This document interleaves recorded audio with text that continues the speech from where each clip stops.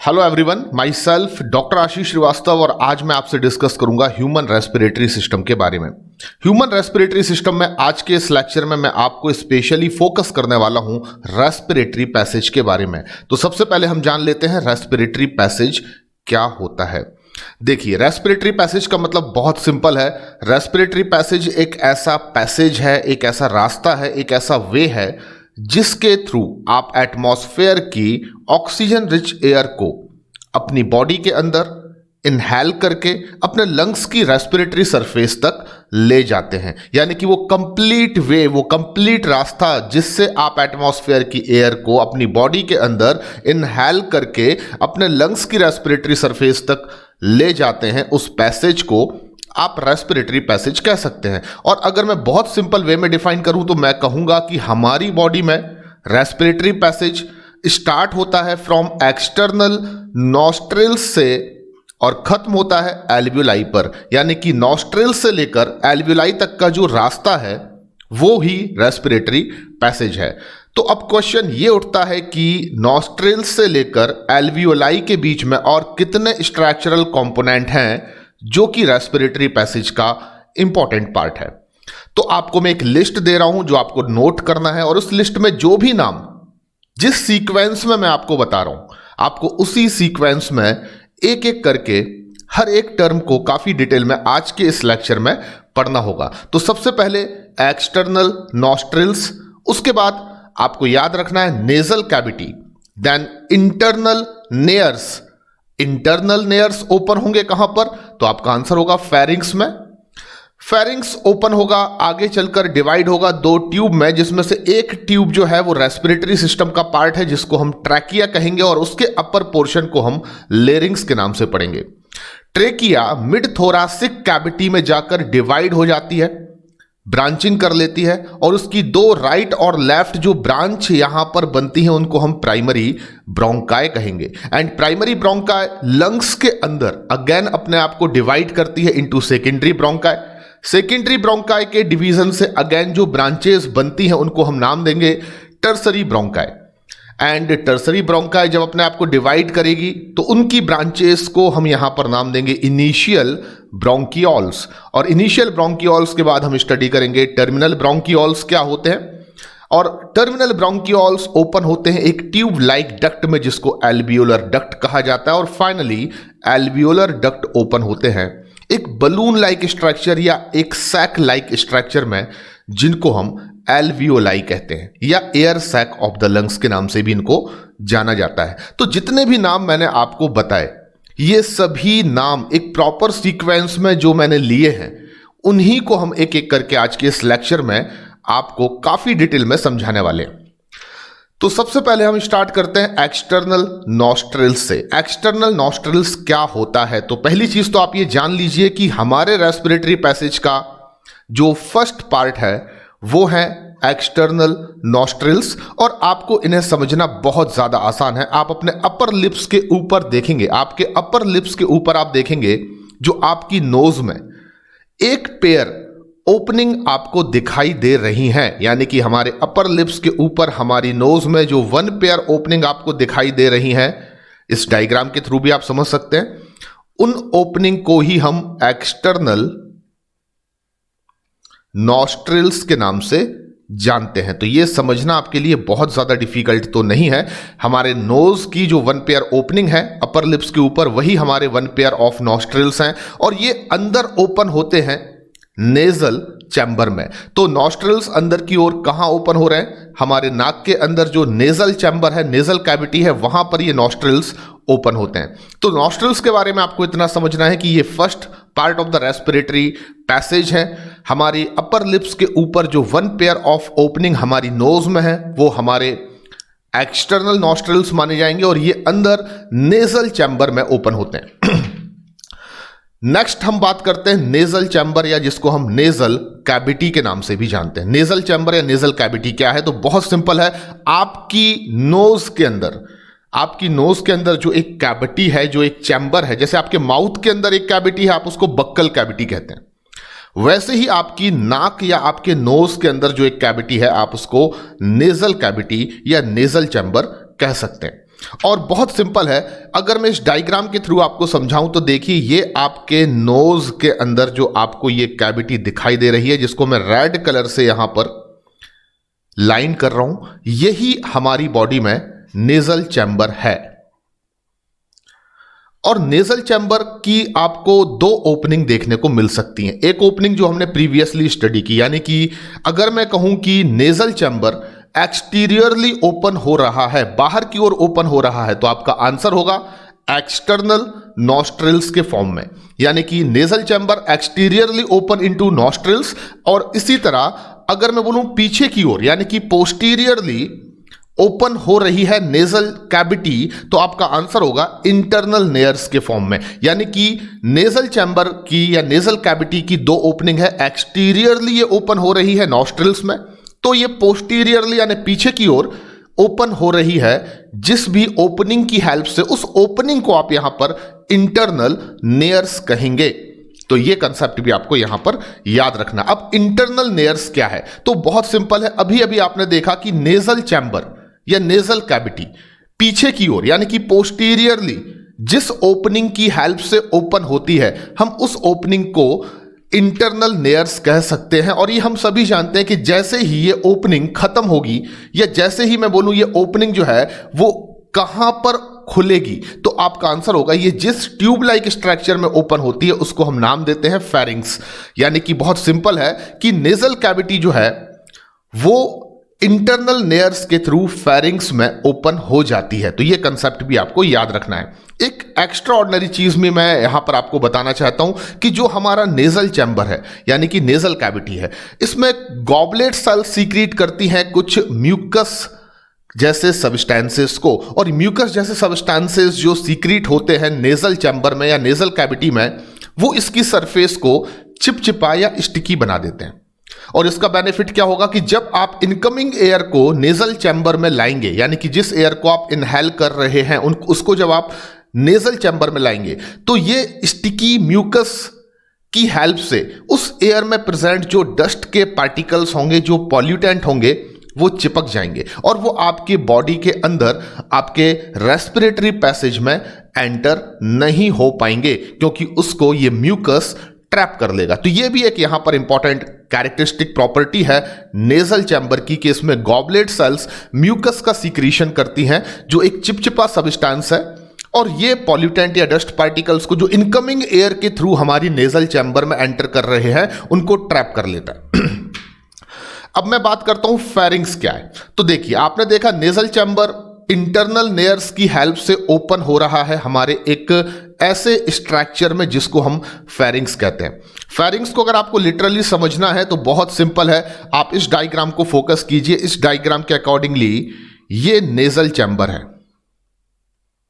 इसको मैंने nasal chamber बोल दिया, ये नेजल कैविटी या नेजल चैम्बर है।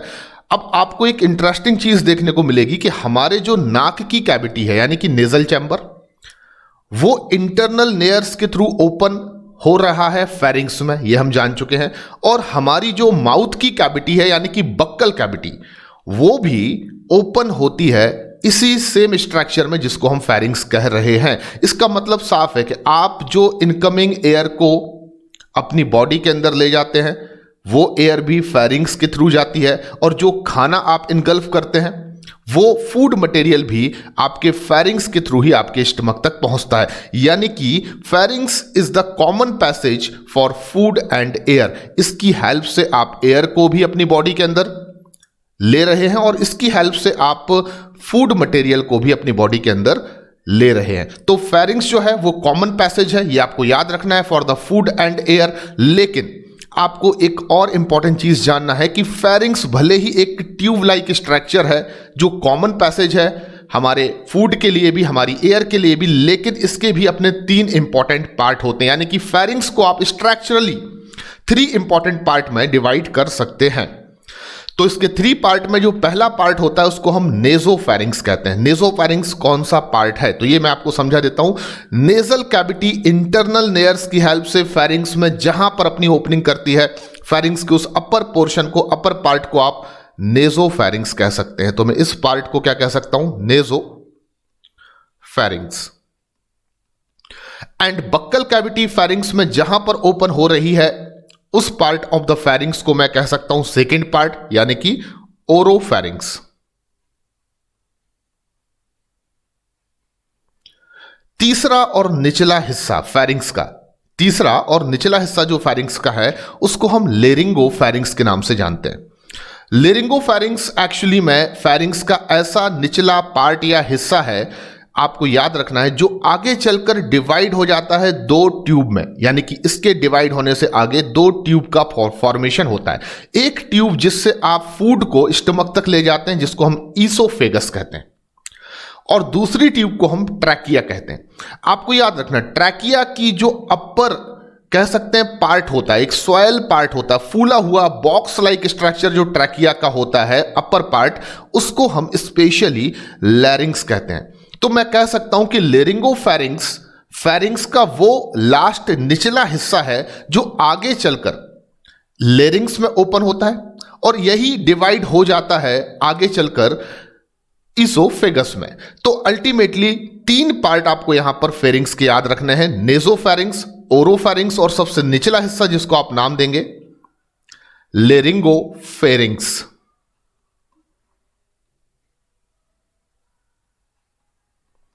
तो फेरिंग्स में मैंने आपको तीन स्ट्रक्चरल पार्ट यहां पर आपको बता दिए हैं। यहां पर एक और इंपॉर्टेंट चीज आपको याद रखना है जो मैं आपको नोट करा देता हूं, वो ये है कि जो नेजोफेरिंग्स है वो फेरिंग्स का एक्सक्लूसिवली ऐसा पार्ट है जिसमें से केवल एयर ही आती है, क्योंकि ये सबसे ऊपरी हिस्सा है और नेजल चैम्बर इसमें ओपन हो रहा है with the help of internal layers. तो ये वो पार्ट है फेरिंग्स का जिसमें केवल एयर एंटर करती है, जिसमें फूड कभी एंटर नहीं करता।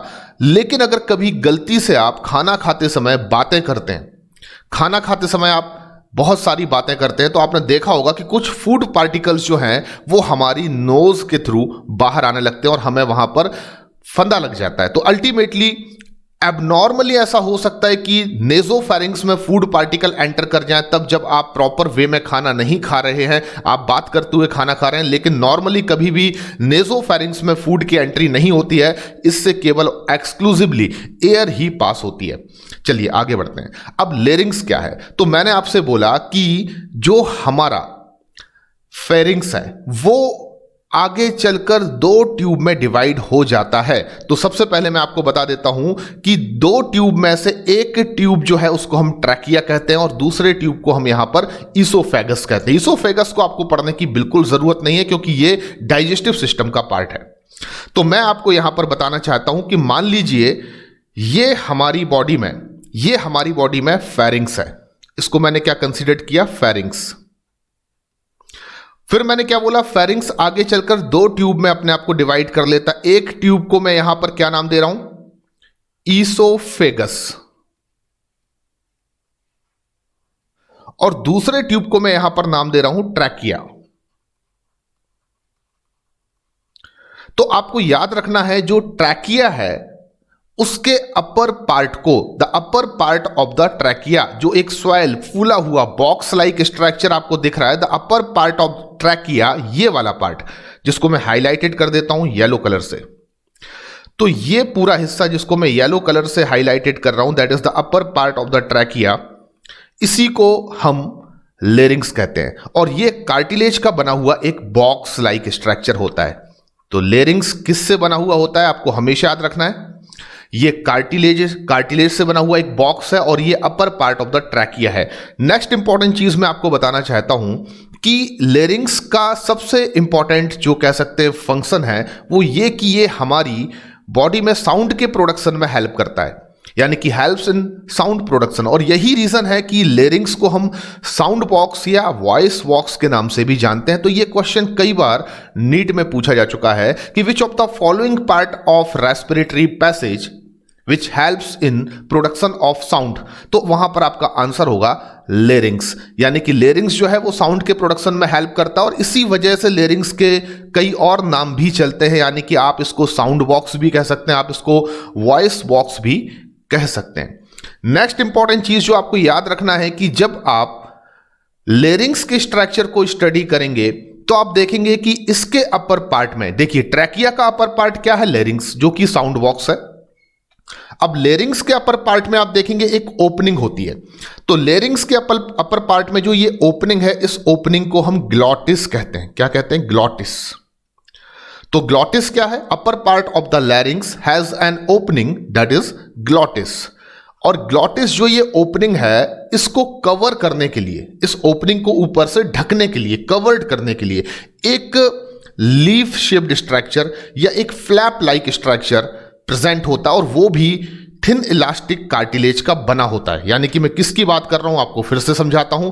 जब भी आप खाना को निगलते हैं, यानी कि सॉलोइंग करते हैं, जब भी आप खाने को निगलते हैं, उस समय पर आप देखते हैं कि जो फूड पार्टिकल्स हैं उनकी एंट्री लेरिंग्स में ना हो पाए, इसको प्रिवेंट करने के लिए एक लीफ शेप्ड या एक फ्लैप लाइक स्ट्रक्चर, जिसको हम एपिग्लॉटिस कहते हैं, ये लिखा हुआ एपिग्लॉटिस, जो कि थिन इलास्टिक कार्टिलेज का बना होता है, ये प्रेजेंट होता है। और इसका फंक्शन क्या है? It prevent the entry of food into लैरिंग्स, यानी कि खाने को निगलते समय, स्वॉलोइंग करते समय आपका जो फूड पार्टिकल्स है वो लेरिंग्स में एंटर ना करे।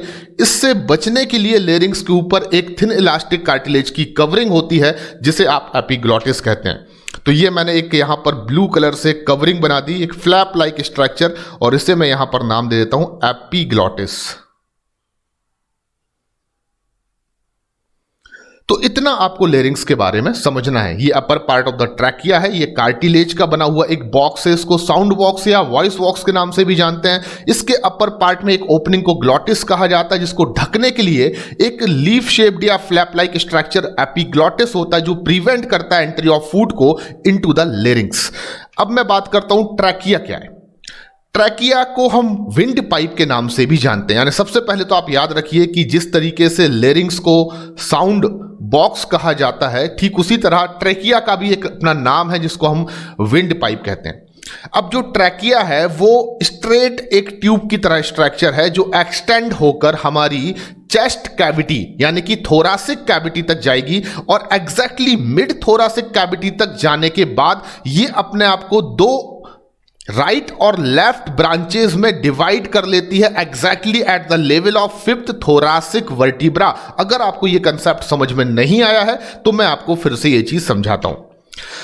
आप कंसीडर करिए कि हमारी जो वर्टिब्रल कॉलम है, आप सभी जानते हैं हमारे वर्टिब्रल कॉलम में सर्वाइकल वर्टिब्री होते हैं जो नंबर में 7 होते हैं।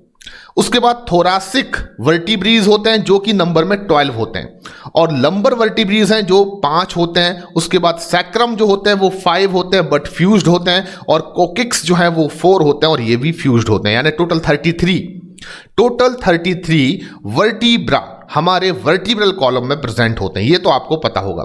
अब हमारे वर्टिब्रल कॉलम में जो थोरासिक वर्टिब्री हैं उनको हम T1, T2, T3, T4, T5, T6 करके T12 इस तरीके से उनको हम नाम रख देते हैं। तो थोरासिक वर्टिब्रा का जो 5वां नंबर का वर्टिब्रा है, थोरासिक वर्टिब्री में जो 5वें नंबर का वर्टिब्रा है, यानी कि इस स्ट्रक्चर में देखें आप तो ये फर्स्ट, ये सेकंड, ये थर्ड, ये फोर्थ और ये 5। तो थोरासिक वर्टिब्रा में जो 5th नंबर का वर्टिब्रा है उसको आप T5 कह सकते हैं, ठीक है ना। तो 5th नंबर के थोरासिक वर्टिब्रा के लेवल पर अगर आप देखेंगे मिड थोरासिक कैविटी में एग्जैक्टली, तो वहां तक एक्सटेंड होने के बाद जो ट्रैकिया होगा वो 2 इक्वल पार्ट में डिवाइड हो जाएगा। तो आपको मैं यहां पर बता देता हूं, आप कंसीडर करिए कि ये ट्रैकिया है, और ट्रैकिया हमारी मिड थोरासिक कैविटी में आने के बाद, यानी इस लेवल तक आने के बाद, इस लेवल को मैं क्या बोल रहा हूं, इसको मैं मिड थोरासिक कैविटी कह रहा हूं। और अगर आप डॉर्सल पोजीशन पर देखेंगे तो यहां पर T5 यानी कि थोरासिक वर्टिब्रा नंबर 5 यहां पर क्या होगी, प्रेजेंट होगी। इस लेवल पर आने के बाद जो आपका ट्रैकिया होगा वो डिवाइड हो जाएगा 2 ब्रांचेस में, लाइक दिस, इस तरीके से।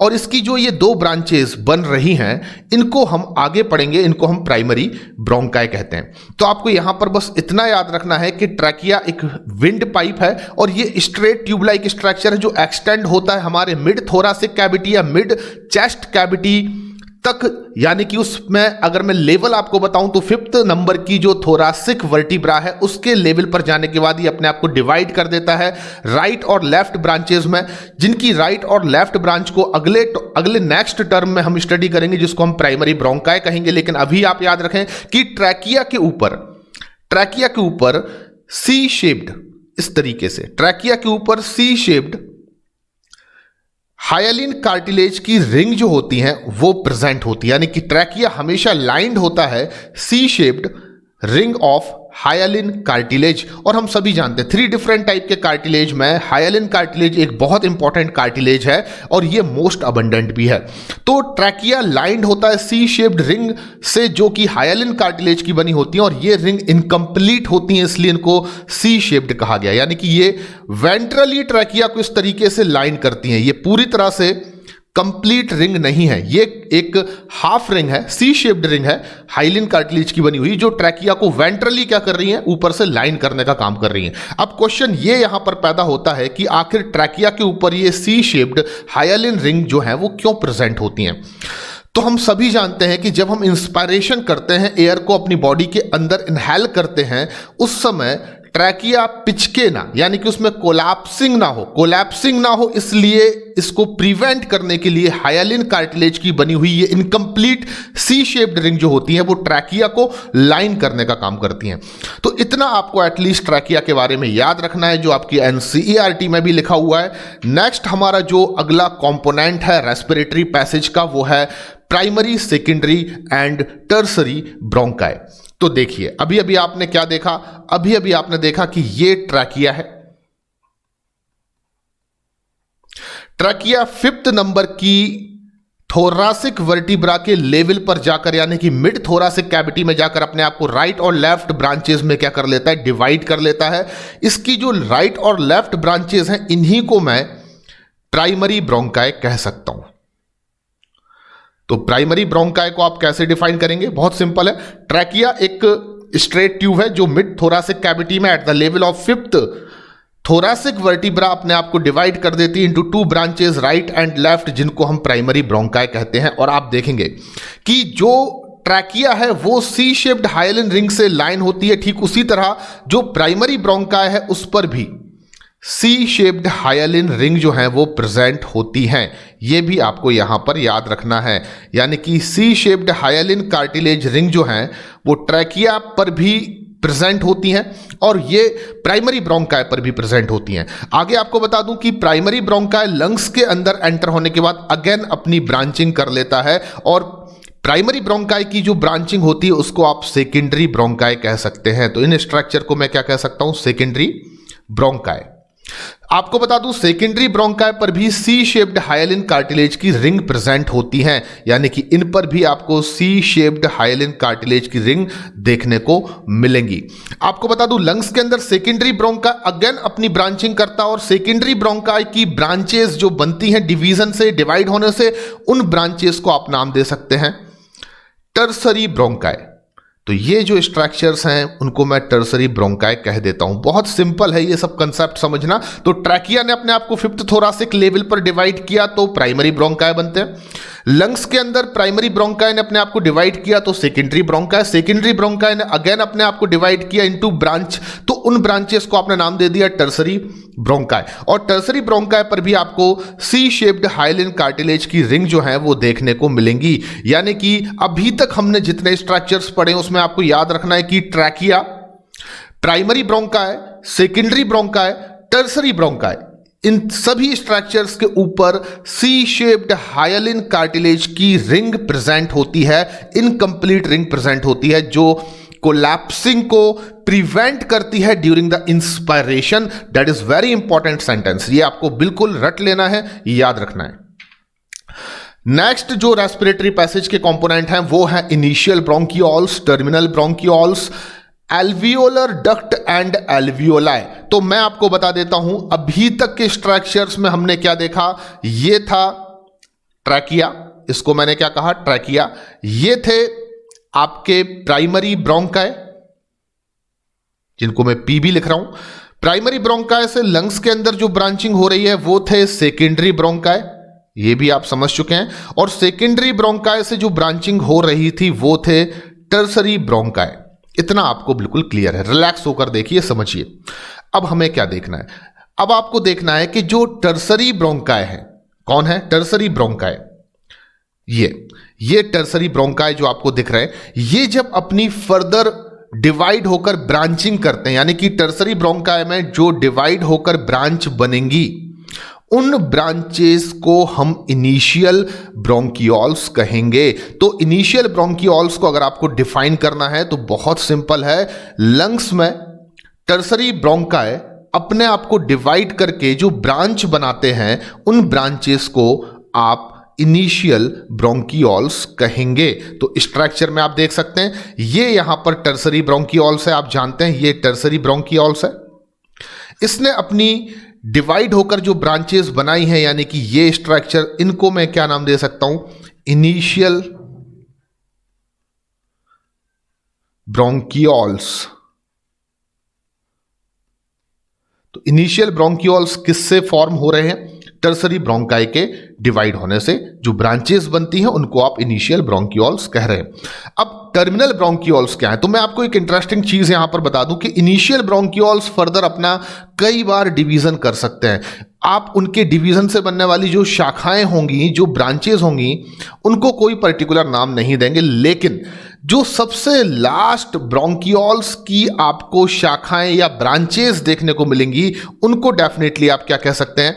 Terminal bronchioles. तो आप देख रहे हैं यहां पर कि टर्सरी ब्रोंकियोल्स ने अपने आप को डिवाइड किया इनिशियल ब्रोंकियोल्स में। इनिशियल ब्रोंकियोल्स से ऐसे बहुत सारी ब्रांचेस कई बार अपने आप को फर्दर डिवाइड करके बन सकती हैं, लेकिन लास्ट सबसे आखिरी जो आपको ब्रोंकियोल्स की शाखाएं दिखाई देंगी लंग्स के अंदर, उनको आप नाम देते हैं टर्मिनल ब्रोंकियोल्स। टर्मिनल ब्रोंकियोल्स हमेशा जिन भी प्रीवियस वन ब्रोंकियोल्स से बनेंगी, उनके बाद, यानी कि टर्मिनल ब्रोंकियोल्स के बाद फर्दर कभी भी डिवीजन नहीं होगा, शाखाएं नहीं बनेंगी, यानी कि ब्रोंकियोल्स की सबसे टर्मिनल जो ब्रांचेस होंगी उनको आप नाम देते हैं टर्मिनल ब्रोंकियोल्स। और एक और इंपॉर्टेंट चीज कि टर्मिनल ब्रोंकियोल्स जो है वो एक ट्यूब लाइक डक्ट में ओपन होगा। वो एक ट्यूब लाइक डक्ट में ओपन होगा, जिसको मैं यहां पर रेड कलर से दिखा रहा हूं। ये ट्यूब लाइक जो डक्ट आपको दिख रहे हैं, इनको मैं नाम दूंगा एल्वियोलर डक्ट। ये क्या है? Alveolar duct. तो जो टर्मिनल ब्रोंकियोल्स हैं वो जिस ट्यूब लाइक डक्ट में अपने आप को ओपन करते हैं, उनको मैं एल्वियोलर डक्ट कह रहा हूं। और फाइनली एल्वियोलर डक्ट ओपन होते हैं एक बलून लाइक स्ट्रक्चर में, एक सैक लाइक स्ट्रक्चर में, एक स्वेल स्ट्रक्चर में, जिसको हम यहां पर नाम देते हैं एल्वियोलाई। और आपको बता दूं, एल्वियोलाई को हम एयर सैक के नाम से भी जानते हैं।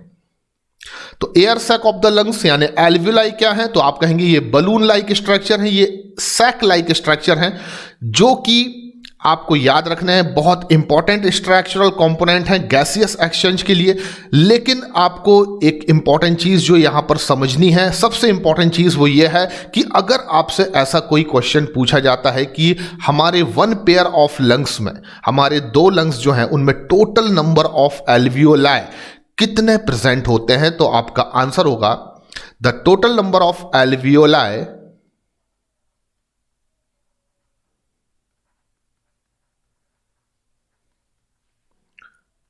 In both lungs. हमारे दोनों लंग्स में टोटल नंबर ऑफ एल्वियोलाई कितने प्रेजेंट होंगे, तो आपका आंसर होगा, लिख लीजिए आप, अप्रोक्सीमेट 300 मिलियन। तो अप्रोक्सीमेट 300 मिलियन एल्वियोलाई प्रेजेंट होते हैं आपके दोनों लंग्स में। ये बहुत ज्यादा इंपॉर्टेंट क्वेश्चन है, इसको आपको नोट करना है। एंड आपको हमेशा याद रखना है कि जो एल्वियोलाई की मेम्ब्रेन होगी, एल्वियोलाई की जो मेम्ब्रेन होगी, फॉर एग्जांपल ये एल्वियोलाई है, इसकी येलो कलर से जो मैं ये बना रहा हूं structure, that is the membrane of alveoli.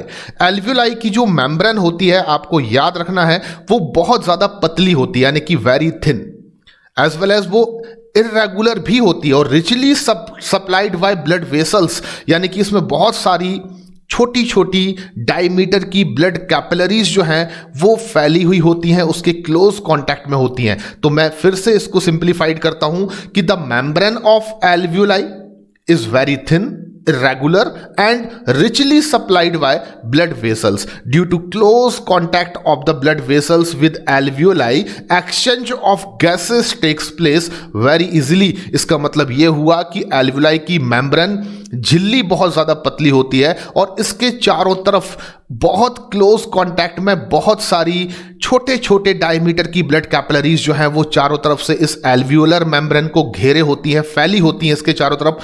इस वजह से जो गैसेस का एक्सचेंज है एल्वियोलाई टू ब्लड वेसल्स या ब्लड वेसल्स टू एल्वियोलाई, यानी कि oxygen rich air alveolar membrane से ब्लड वेसल्स में जाएगी और ब्लड वेसल्स में ब्लड में प्रेजेंट जो कार्बन डाइऑक्साइड रिच एयर है वो डिफ्यूज होकर अपने आप को एक्सचेंज करेगी एल्वियोलाई के अंदर। ये एक्सचेंजिंग ऑफ गैसेस जो है O2 और CO2 का वो बहुत ज्यादा आसानी से इसलिए हो सकता है क्योंकि एल्वियोलाई की जो मेम्ब्रेन है वो पतली है, अनियमित है, इरेगुलर है और उसके क्लोज कांटेक्ट में बहुत सारी छोटी छोटी डायमीटर की ब्लड कैपिलरीज जो हैं वो क्लोज कांटेक्ट में है। तो आई होप कि आप इस कंसेप्ट को समझ गए होंगे।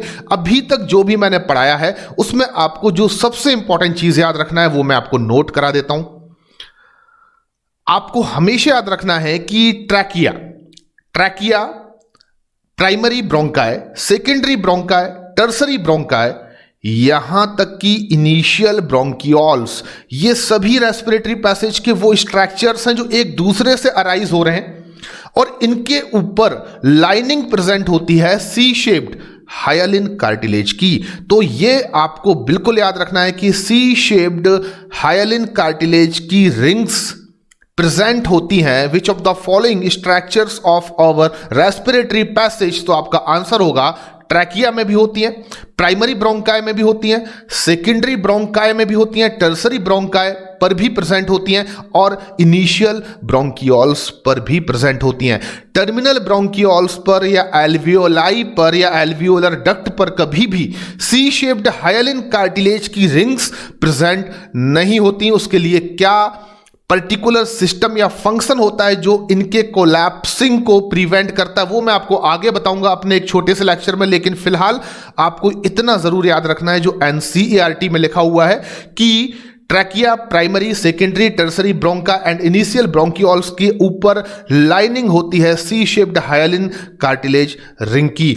आई होप आपने इस लेक्चर को बहुत एंजॉय किया होगा और आपने रेस्पिरेटरी पैसेज के सभी स्ट्रक्चरल कंपोनेंट को समझा भी होगा। आज के लेक्चर में केवल इतना ही मुझे बताना था। अपने नेक्स्ट लेक्चर में मैं ह्यूमन रेस्पिरेटरी सिस्टम के बारे में आपको और भी बहुत सारी इंपॉर्टेंट चीजें बताऊंगा। तब तक के लिए थैंक यू वेरी मच, धन्यवाद।